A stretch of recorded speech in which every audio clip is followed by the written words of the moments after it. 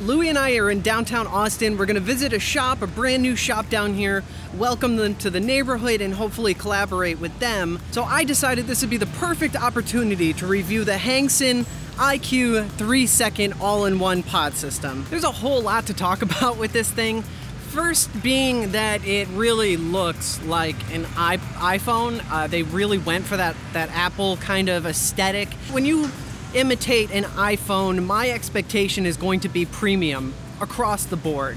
And we just don't get that with this. So we'll cover just the basics. It is draw activated. There's no push button. The cartridges or the pods, they have 2 mil juice capacity, which is really, that's a good amount. So I'm really happy about the juice capacity here. The battery life on this thing is pretty decent. I do have to give it that. We're looking at 400 milliamp hours. So as far as pod system goes, it's definitely on the higher mid end of the scale with battery. And the thing's really simple. It's like most pod systems, 2 pieces, a battery and a cartridge. On the bottom of the pod to fill it, there is a rubber plug or a gasket here that you just pull off. Pretty generous hole for filling the pod. It's very easy to fill. It fills very nicely and it's effective. The plug stays where it's supposed to go. There's no leaking or anything like that. So that is a positive aspect for sure. There's no kind of clip or press fit or pressure gasket, O-ring, anything like that to hold the cartridge inside the battery.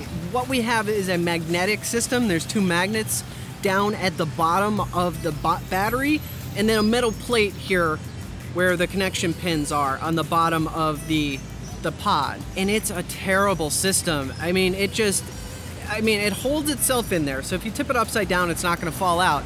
But if you do anything else, like any kind of forceful movement, I mean, it's flying off. It's just gone. Very easy to bump this out. On the battery, to see your juice level, they have this little window here on the front, but it's such a tiny little slit, and because the pod itself is a very dark, translucent plastic, when you put this on, even in direct sunlight, you cannot see how much juice is left in your pod. So that makes that whole little thing just completely irrelevant. When you first look at the body and like you look at the pictures, you're like, wow, that looks like it's supposed to feel like an iPhone feels. You know, made with metal and glass and feel solid and just portray quality.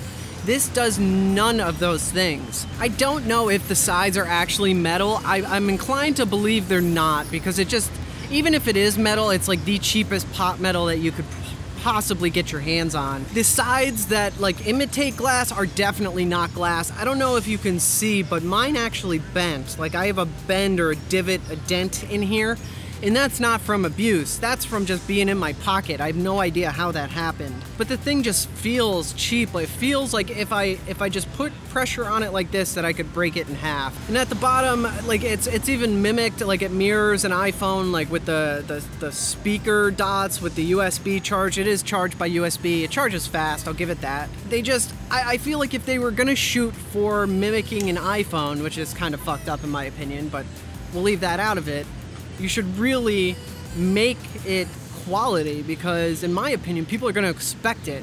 And I did, Louie did. With the quality, the price comes into play, right? Like how much is this? Is it gonna be worth what you pay for it? And I'm seeing it for like $50. That gives you 1 cartridge and the battery. And then for extra cartridges, you're looking at around $9 to $10 for 2 of them, which is about average for extra cartridges, and they're 2 mil and it's lasted me a pretty long time, so no complaints there. But $50 for this thing is way more money than I would be willing to spend. This thing has just gotten nicked up and dinged up because that plastic is super soft and not resilient at all.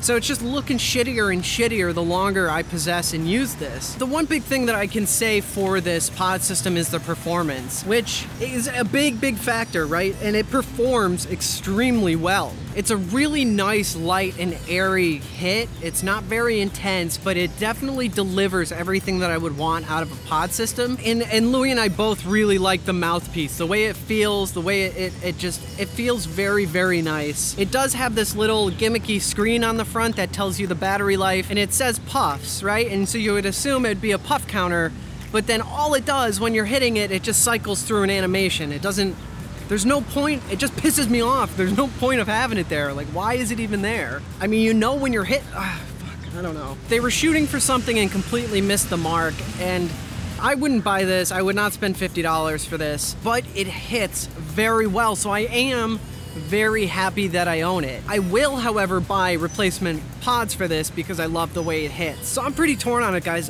There's so many things that I really love about it, and then there's a lot of things that I really don't like about it. And the rest is gonna be up to you if you wanna take a look at it or not. Like that smash button if you like this video. Subscribe, make sure you press the bell so you get notified when we post new content. Thank you so much for watching, guys. I'm Kenny for Hometown Hero, and we will see you in the next one.